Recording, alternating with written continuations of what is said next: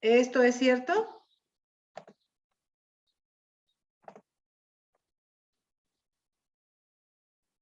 ¿No saben qué compañera es? Se llama Yasmín. ¿No? Sí, es la maestra Yasmín. Sí, pero ¿de dónde es? ¿Es de Es de Pachuca? Tepeji. ¿Quién Es es de Luz? Tepeji. Es una maestra que da en la UT. Yasmín Plata se llama. Con razón, pero dije, no, no sé. Hace 8 días no la vi. No, Yo- es que la operaron, le hicieron una biopsia. Ah, Me dijo, ya es la segunda que le hacen, entonces no ha estado no ha bien. estado. Ah, ok, bueno. Pues esperemos que les sirvan las grabaciones. Bueno, vamos a comenzar entonces. Dejamos por ahí una tareita. La primera tarea me gustaría que la tomáramos, muchachos, es la aglomeración. ¿Recuerdan esa parte? ¿Sí? Ah, no es esto, es el éxodo, ¿no? El éxodo de las personas. ¿Cierto? Una investigación que dejé por ahí. Sí. A ver, ¿quién quiere participar?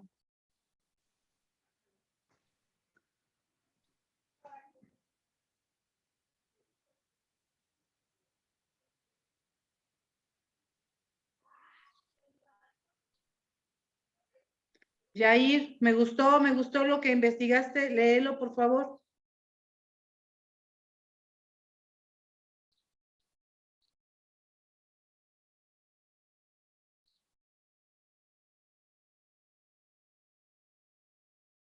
¿No? Luz.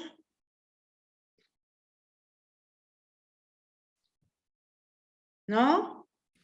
¿Alguien? Zaida. El éxodo se refiere, el éxodo de los campesinos se refiere a la emigración generalmente de la gente joven, que eran los adolescentes y los adultos jóvenes, del campo a la ciudad, y se suele considerar como un tipo especial de migración, porque en ella no solo se cambian de lugar de residencia, sino también de profesión, por motivos más que evidentes. Existen, dice, ¿cómo? Dadas las diferencias geográficas tan grandes que existían en las oportunidades, números y características de los diferentes tipos de empleo que existen en el campo, con relación a la ciudad, además de los cambios en los aspectos sociales, culturales y medioambientales de la vida urbana. La concentración de la población en grandes ciudades era la migración interna. Se han venido intensificando y se dirigen migraciones, y se dirigen fundamentalmente a 3 zonas industriales y comerciales, las zonas mineras y las zonas agrícolas. Ok. Y pues así nos habla de la migración del, porque el desempleo, de las personas que se van a buscar un mejor futuro y todo eso, ¿no? Que era lo que hacían. Ok. ¿Alguien más, Zaida? Y bueno, aquí también encontré, bueno, agregando a lo que dijo la compañera, que una aglomeración urbana no es más que el crecimiento de una ciudad satélite. Estas tienden a formarse alrededor de los grandes centros económicos y administrativos. La enunciación de aglomeración depende de la estadística empleada y de la metodología administrativa. El término censo estricto es utilizado para una región de urbanísticamente tienen el centro funcional definido y tiene una problemática. Por otro lado, ahora diríamos que la aglomeración o aglomerado es un material obtenido por agregación, unidas por un aglomerante. Por otro lado, éxodo, para algunos sectores del Socialismo. socialismo literario reciente se refiere a la situación de huir de condiciones de opresión hacia alguna situación que en el espacio o en el ámbito de las relaciones humanas que se espera sea mejor. El éxodo rural es un fenómeno demográfico que responde a la fuerza de repulsión del campo frente a la fuerza de atracción de los centros urbanos. ¿Y cómo ven, muchachos, que esto pareciera lo hemos visto, les digo, hasta, yo recuerdo que hasta hay monografías o de esas láminas que le decimos los chavorrucos a lo que vendían en las papelerías, de los éxodos, de la migración, de las personas que están en el campo y que van a la ciudad en busca de una vida mejor. ¿Ustedes creen que estos sean temas viejos, temas del pasado?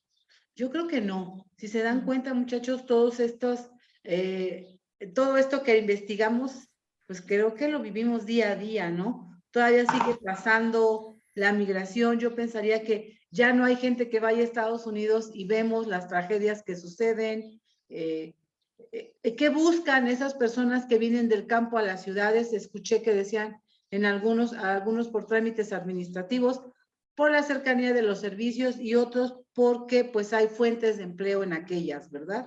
Entonces, eso es un fenómeno económico, muchachos. La migración y el éxodo es un fenómeno económico. Ok, muy bien. Por ahí entonces dejé una segunda tarea. Por favor, ¿quién me apoya?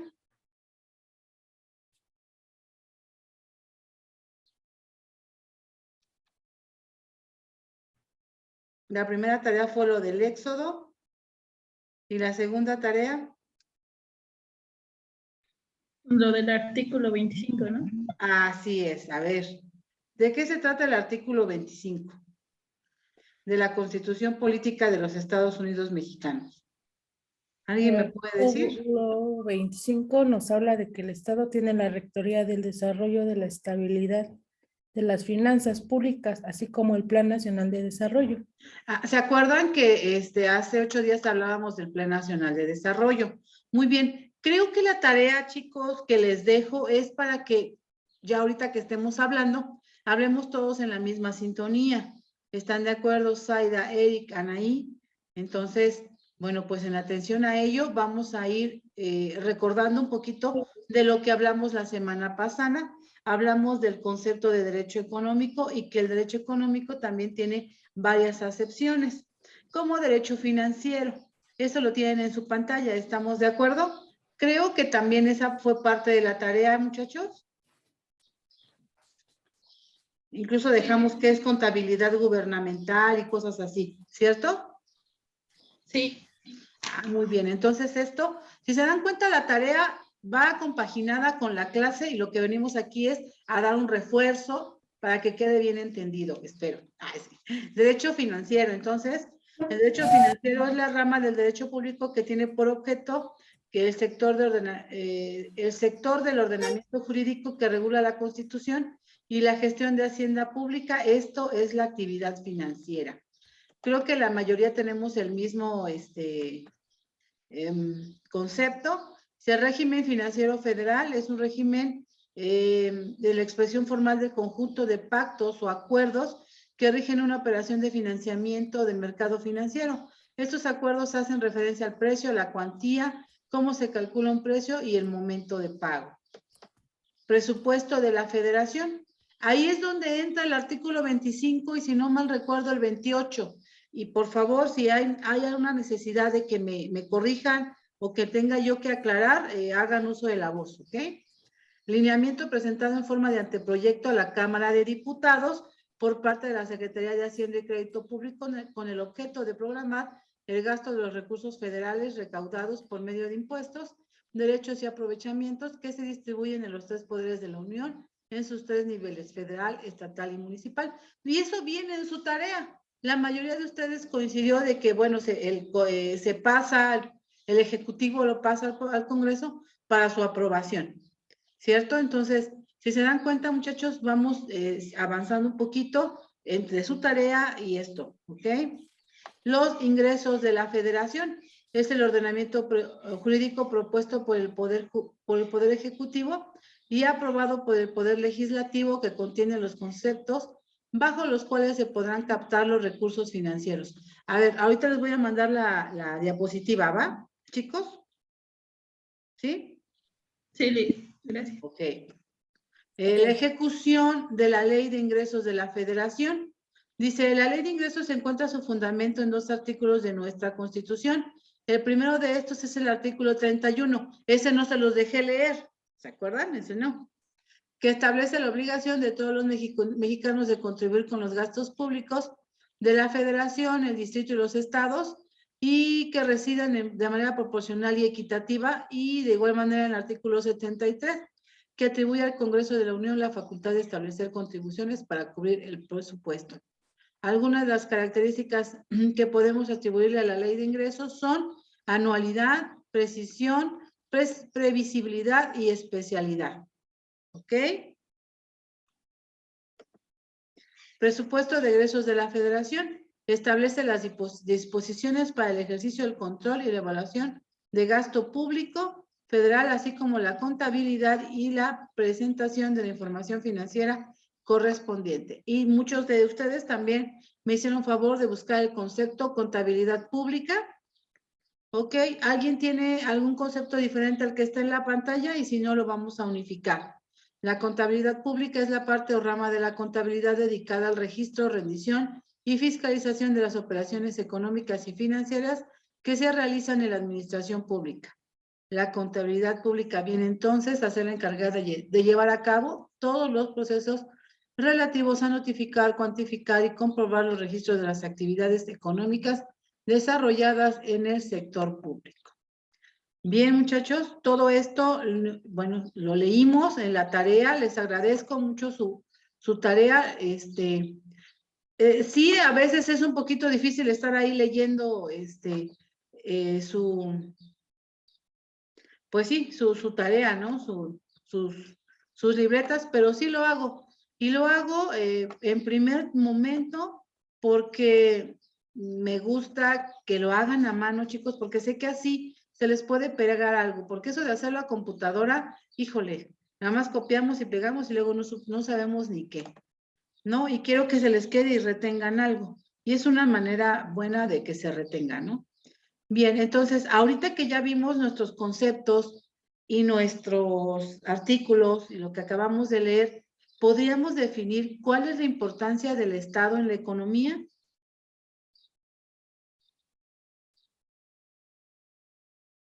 ¿Alguno de ustedes sabe?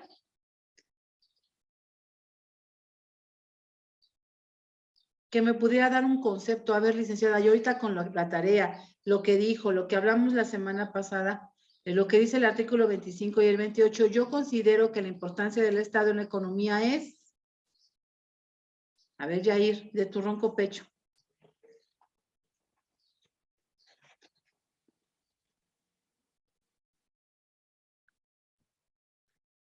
O sea, la importancia del Estado en la economía del la país. economía. Uh-huh. Bien, yo creo que, Yair, y tú me vas corrigiendo, yo creo que el Estado tiene que vigilar, crear leyes, ¿no? Para regular todas las actividades. Es decir, oye, vamos a gastarnos 100 pesos. Sí, pero ¿cómo? ¿En qué? Ah, bueno, y además, nada más vamos a dejar 50 y me voy a fregar 50, ¿no? Entonces debe haber una especie o regulación de leyes, normas contables, financieras, un presupuesto. Todo lo que leímos ahorita es porque el Estado está regulando a través de ¿qué? De normas jurídicas, el ejercicio del presupuesto para que sea aplicado al Estado. ¿Tiene que tener intervención en eso el Estado? Sí, sí debe de tenerlo. Adelante, Anaí, te escucho. No, sí, iba a participar. Bueno, sí se supone que sí debe de tener como intervención. ¿Por qué? Porque, bueno, lo que leí, tuvimos que dice que regula desde los impuestos y todo eso, subidas, bajadas, los controles de precio, que se supone que, por ejemplo, protege a los consumidores, de lo que nos conviene y no nos conviene, vaya. Así es, entonces, para que no nada más haya una explotación, ¿no? Del hombre por el hombre o del mismo Estado o sobre los ciudadanos, sobre su pueblo. Bien, entonces sí hay una importancia de la participación del Estado en la economía. Porque bien, entonces el Estado también tiene fines económicos y lo acabo de decir que dice el artículo 31, muchachos, de la Constitución Política. ¿Cuáles son uno de los fines económicos del Estado? Artículo 31, si lo tienen a la mano, pues es recaudar impuestos. ¿Para qué? Para que sostenga así todos los gastos públicos y nos crean y nos modifican y nos suprimen impuestos y contribuciones y gastos y todo. ¿Para qué? Para que el Estado pueda cumplir con sus fines. Y en este momento podríamos decir, ¿cuáles son los fines del Estado? Pues los fines del Estado es lo que marca del artículo 1 al 29 de nuestra Constitución Política, ¿no? Que sea garantizarnos libertad. Tienen que asegurar las condiciones Salud, internas, exacto. ¿no? Así es, tiene que asegurarnos a todos una vida, pues si no feliz, digna, ¿no? Tiene que proporcionarnos por lo mínimo lo que está en la Constitución.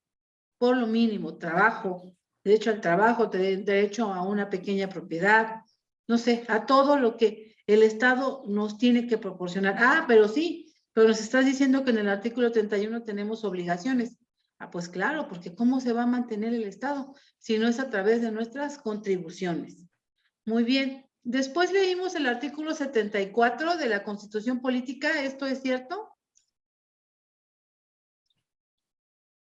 ¿Chicos? Sí. No, A ver, recuérdenme. Ah, no, fue el 28. el Ah, 25 y el 25 y Sí, también 28, el ¿verdad? 74. También. A ver, el 74, si lo tenemos a la mano, a ver si lo podemos leer. Que es ahí donde... Son facultades exclusivas de la Cámara de Diputados examinar y discutir y aprobar anualmente el presupuesto. El presupuesto, de la eso es lo que dice, Federación. ¿verdad? Lo leímos ahí a grosso modo, ¿cierto? Bien, entonces investigamos en doctrina y diccionarios jurídicos los conceptos de derecho financiero y eso. ¿Se acuerdan? Ya Sí. lo unificamos, voy a mandar la diapositiva. ¿Alguien me puede decir qué es derecho bursátil?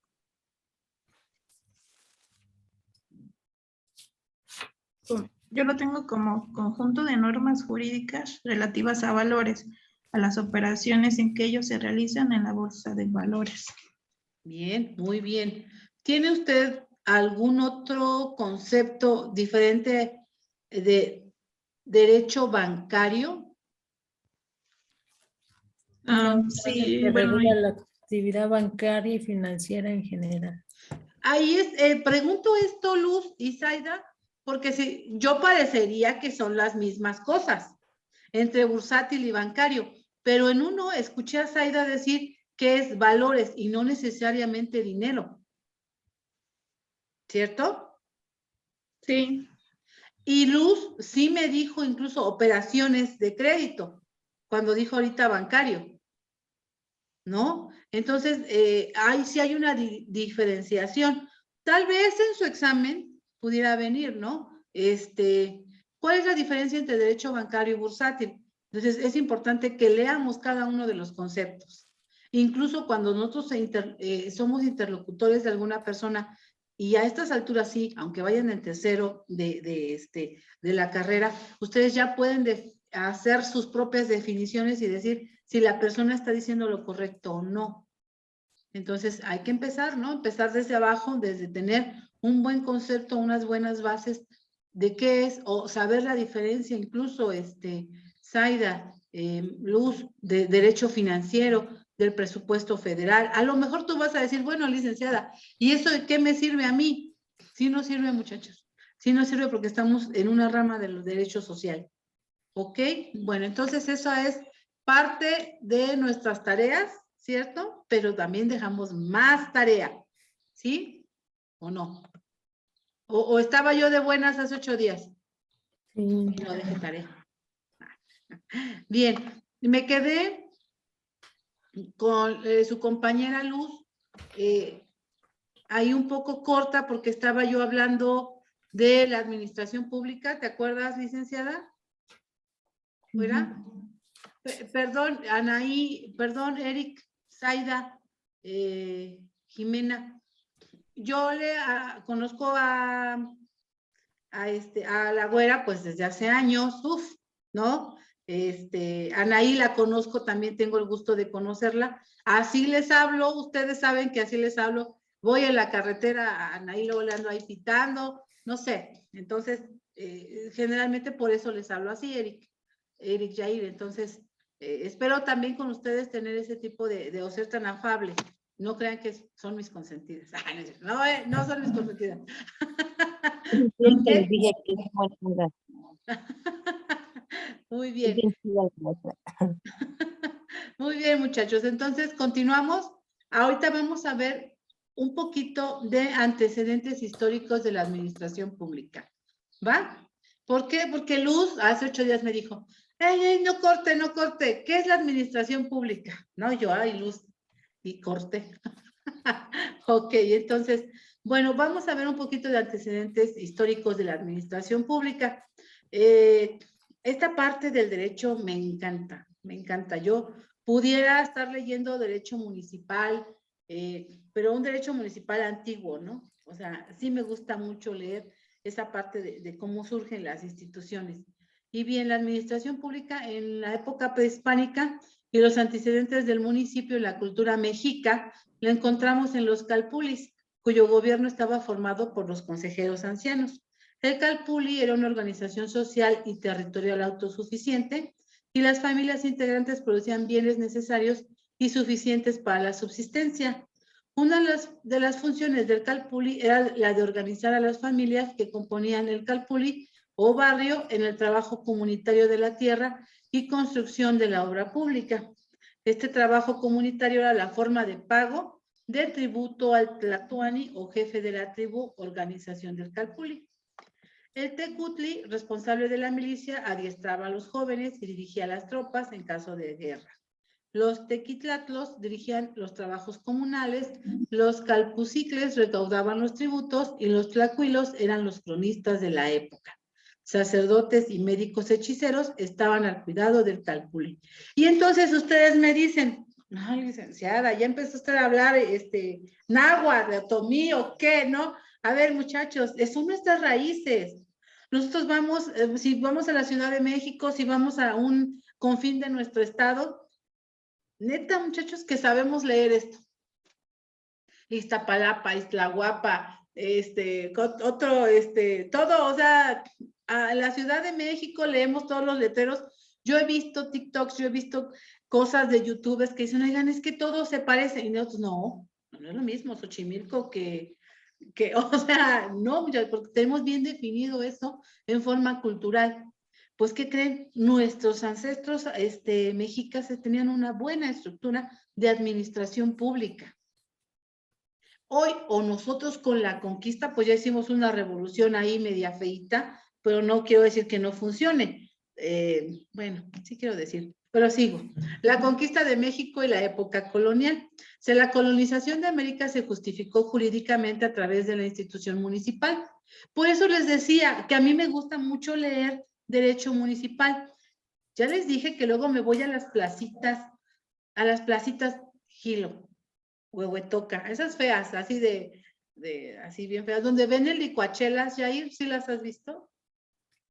Para que Sí. te ubiques, para que te Ok. ubiques. Sí. Bueno, ajá, ahí luego, chicos, como que en la parte desmantelan casas, y hay muchos libros.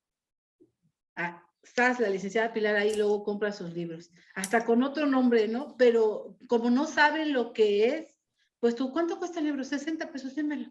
O sea, de Purrúa, primeras ediciones, décimas ediciones. En la Ciudad de México casi no me gusta ir porque son de editoriales que dejan hojas en blanco. No sé si han comprado esos libros luego de las ferias del libro que no vienen completas las ediciones. Sin embargo, es mi gusto ir a las placitas y ver a donde desmantelan las casas, donde hay muchos libros, pues desmantelan todo, ya ve como hasta como que arrancan las paredes, y ahí es donde he localizado yo libros. Una vez encontré uno de Derecho Municipal, muchachos, que es una maravilla. Ojalá ustedes tengan la posibilidad de leer cualquier libro de Derecho Municipal, porque no habla de ahorita, ¿no? De que quién está en el gobierno. No habla de eso. Habla de la institución del municipio. Y bueno, sigo, y alguien regrésenme a la clase.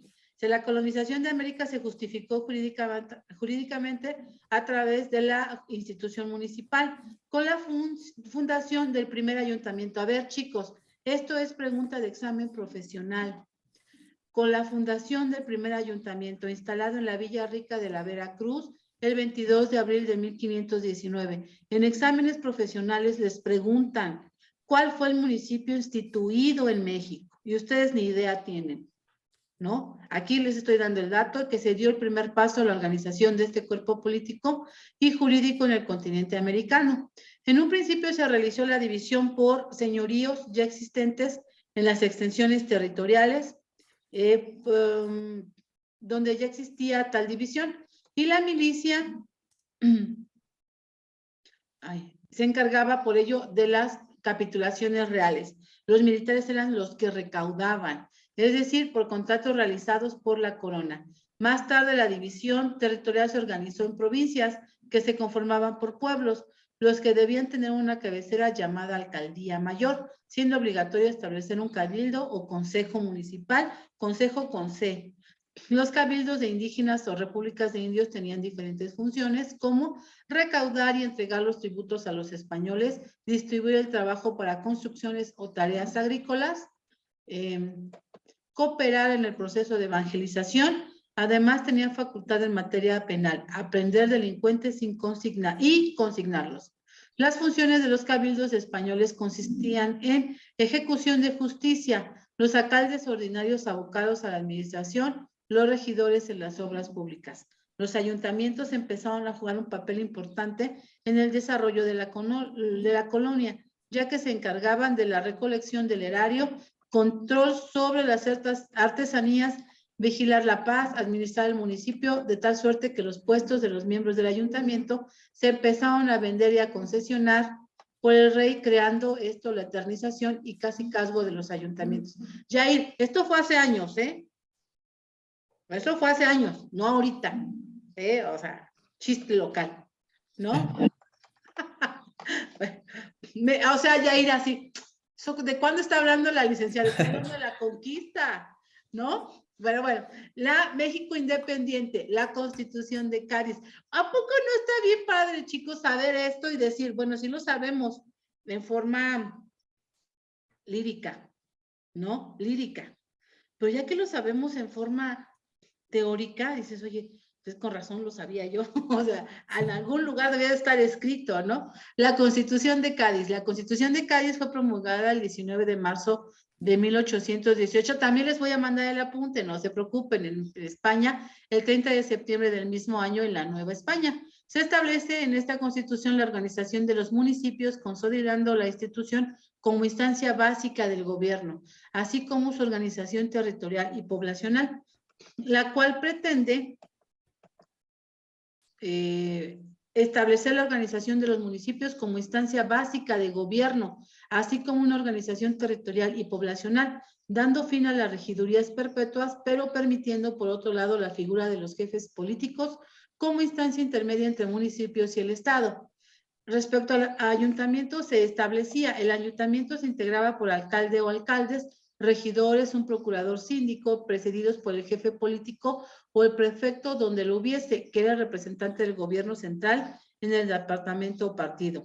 Atribuciones del ayuntamiento: administrar áreas de salubridad, orden público, instrucción primaria, beneficencia, obras públicas y cárceles municipales. Bien, después en la Constitución, perdón, en el Plan de Iguala, la promulgación del Plan de Iguala en 1821 se establece la independencia del país y la forma de organización en una monarquía constitucional, la cual reconoció la existencia de los ayuntamientos, dejando subsistentes las normas establecidas en la Constitución Española de Cádiz. En esta época el ayuntamiento se vio afectado por las finanzas públicas, se redujeron y suprimieron algunas de las contribuciones.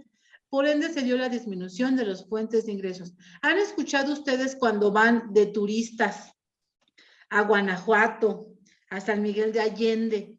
¿Quién ha ido a esos lugares? Bueno, y siempre les platico. Donde incluso allá las ventanitas son pequeñas, no como hoy que son los ventanales. ¿Por qué creen, muchachos? Es porque antes se pagaba impuesto por prender un fósforo, por tener ventanas grandes. Entonces era una exageración de impuestos. A lo mejor en la Ciudad de México los grandes monumentos tienen muchas ventanas, pero las ventanas son pequeñas, ¿no? O sea, en lugar de tener, ¿por qué les hicieron una ventana? Por el impuesto. ¿Pueden ustedes creerlo? Pues sí, créanlo, muchachos, porque sí pasó. Que me quedé. ¿De Plan de Iguala? Sí, ¿verdad? Bueno, entonces después fue la Constitución de 1824, donde se aprobó el acto constitutivo de la Federación Mexicana, estableciéndose la República Federal en sus primeros artículos, y dijo: la nación mexicana adopta para su gobierno la forma de república representativa, popular y federal con, bueno, ahí tenían ciertos estados. Chicos, esto así dice nuestra Constitución, ¿no? Hoy todavía seguimos siendo una república. Una república. Ay, no, es que lo digo y no sé qué me pasa.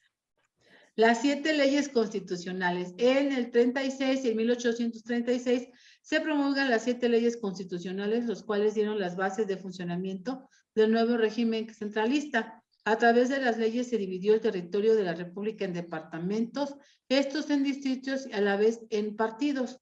En las leyes de 1836 consagraron constitucionalmente a los ayuntamientos, disponiendo que fueran popularmente electos y los hubiera en todas las capitales de los departamentos.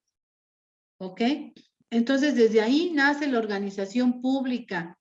Bien, y si se dan cuenta, en todo lo que nosotros acabamos de decir, ¿cuáles son los principales fines? Recaudatorios. Ya ni siquiera de proporcionar, sino, éntrenle, mijitos, éntrenle. Bueno, durante el porfiriato el municipio fue la parte más insignificante de la estructura económica y política mexicana. La centralización se ahogó la vida municipal. Los prefectos se convirtieron en jefes políticos de los ayuntamientos, acabando con la libertad municipal. En este periodo se dan proyectos que sujetan a la actividad de los municipios. En el 1897 se publicó la Ley General de Ingresos Municipales, estableciendo los siguientes puntos: rentas propias, impuestos municipales, impuestos federales, subvenciones y ingresos extraordinarios. En 1903 la organización municipal se daba de la siguiente forma: los prefectos eran los jefes de todos los servicios en las municipalidades y estaban subordinados al gobierno del estado. La autonomía y libertad no ejercían en él. Quienes determinaban verdaderamente las elecciones y otras actividades eran los jefes políticos. Pero esto igual fue en el porfiriato, no ahorita. No ahorita. Chicos, porque si se dan cuenta, lo que está haciendo la 4T es poniendo a sus propios partidos para que todos obedezcan lo que diga una sola persona. Se está centralizando el poder en una sola persona. Hay que leer la historia para comprender nuestro presente. ¿O no creen ustedes? Porque si no sabemos, no, época contemporánea. Bueno, el estudio de la evolución del pensamiento. Adelante, Jimena. Licenciada, como dicen que hay que conocer la historia para no cometer los mismos errores del pasado.